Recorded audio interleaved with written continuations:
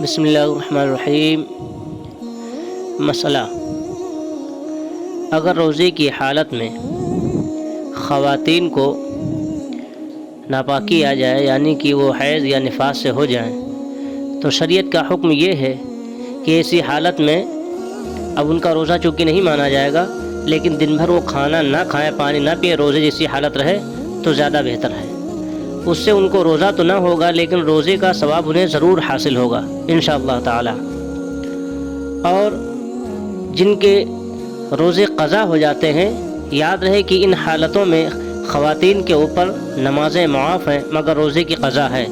تو روزے کی قضا رکھنے کا طریقہ یہ ہے کہ رمضان شریف کے بعد سے لے کر کے آنے والے رمضان کے درمیان جب چاہیں جیسے چاہیں آرام کے ساتھ میں روزہ رکھ سکتی ہیں، یا مرد اگر ہیں تو وہ بھی اپنا روزہ اگر قضا ہوئے ہیں تو وہ رکھ سکتے ہیں۔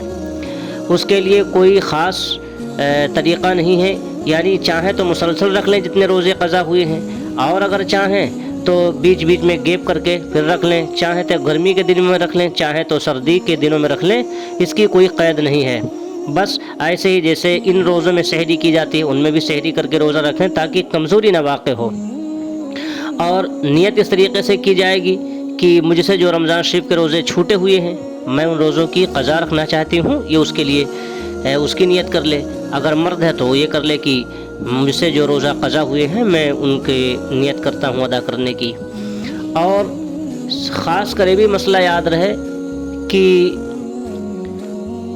رمضان شریف میں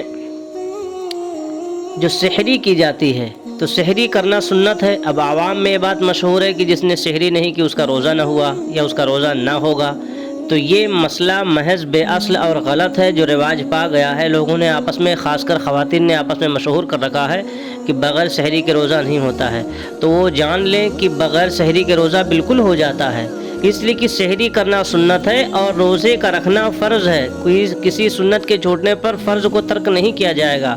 سحری سنت ہے، کھانا اچھی بات ہے، نہیں کھائیں گے تو مہینے بھر کا روزہ ہے، کمزوری واقع ہو جائے گی۔ لیکن کوئی آدمی ایسا ہے کہ وہ بغیر سحری کے روزہ رکھ سکتا ہے، یا اسے وقت نہیں ملا، مان لو کہ ٹائم سے نہیں جگ پایا، سحری کا وقت نکل گیا، تو اس کے لیے حکم ہے کہ وہ روزہ یوں ہی رکھے، بغیر سحری کے روزہ رکھے۔ ہاں، اب اتنا کمزور آدمی ہے کہ روزہ نہیں رکھ سکتا یا سحری کے بغیر روزہ نہیں رکھ پائے گا تو ایک الگ سے مجبوری والی بات ہو گئی، ورنہ بغیر سحری کے روزہ ہو سکتا ہے۔ ایک مسئلہ میں اور عرض کر دوں کہ روزہ افطار کرنے کے وقت میں جو دعا پڑھی جاتی ہے، اللہم لک صمت و بک آمنت و علیک توکلت و علی رزقک افطرت، یہ جو روزے کی دعا ہے تو یہ پہلے پڑھی جائے یا بعد پڑھی جائے؟ تو علماء کرام کا زیادہ تر قول ہے کہ یہ دعا، خاص کر فتاوی فیض الرسول جلد اول میں ہے کہ یہ دعا روزہ کھولنے کے بعد میں پڑھی جائے، یہ بہتر اور افضل بات ہے۔ ایک مسئلہ میں اور عرض کر دوں کہ رمضان شریف کے مہینے میں اکثر عوام میں یہ بات مشہور ہے کہ آپ آنکھوں میں سرما کاجل استعمال نہ کریں، سر میں تیل نہ لگائیں، روزہ چلا جائے گا، یا منہ میں کریم وغیرہ استعمال نہ کریں، بال نہ کٹائیں۔ یہ تمام باتیں محض بے اصل اور غلط ہیں۔ روزے کی حالت میں حدیث شریف میں ہے کہ آپ سر میں تیل لگائیں، آنکھوں میں سرما، تاکہ کوئی جان نہ پائے کہ آپ روزے سے ہیں، صرف آپ جانیں، آپ کا رب جانے، سبحان اللہ۔ تو روزے کی حالت میں سر میں تیل لگانا بھی جائز ہے، آپ آنکھ میں سرما، کاجل، چہرے پر کریم، کچھ بھی استعمال کر سکتے ہیں، اور اس سے نہ تو روزہ مکروہ ہوتا ہے نہ روزہ ٹوٹتا ہے۔ ہر قسم کی خوشبو استعمال کر سکتے ہیں، بس یہ ہے کہ اگربتی وغیرہ کا دھواں نہیں سونگھا جا سکتا، چونکہ دھواں اگر سونگھنا درست ہوتا تو حقہ اور بیڑی اور سگریٹ پینا جائز ہوتا۔ تو چونکہ دھواں اور اس کے ساتھ اس کے اجزاء گلے میں جانے کا بڑا ظن غالب ہے، لہٰذا اسے نہیں استعمال کیا جاتا۔ باقی جو خوشبو لگائی جاتی ہے، عطر وغیرہ، یہ خوب اچھے سے استعمال کر سکتے ہیں، خوب لگا سکتے ہیں، اس کے لیے کوئی منع ہی نہیں، بلکہ بہت اچھی چیزیں، پاکیزہ چیزیں استعمال فرمائیں اور اس سے فائدہ اٹھائیں۔ تو روزے کی حالت میں آدمی تیل، خوشبو، کریم، کاجل وغیرہ استعمال کر سکتا ہے۔ اگر آنکھ میں آدمی دوا ڈالے بھی درست ہے، اس سے روزہ نہیں ٹوٹتا ہے۔ ہاں، اگر کان میں آدمی نے دوا ڈالی تو اس سے روزہ ٹوٹ جاتا ہے، اور کان میں دوا نہیں ڈالی جا سکتی ہے۔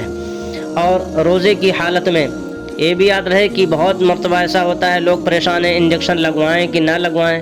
روزے کی حالت میں انجیکشن کا لگوانا جائز ہے، اس سے روزہ نہیں ٹوٹتا ہے، فتاوی فیض الرسول جلد اول میں ہے، اور میں نے اس ویڈیو سے پہلے اس کے تعلق سے ایک ویڈیو اپلوڈ بھی کی ہے، آپ میرے چینل پر جا کر کے وہاں آرام سے دیکھ سکتے ہیں۔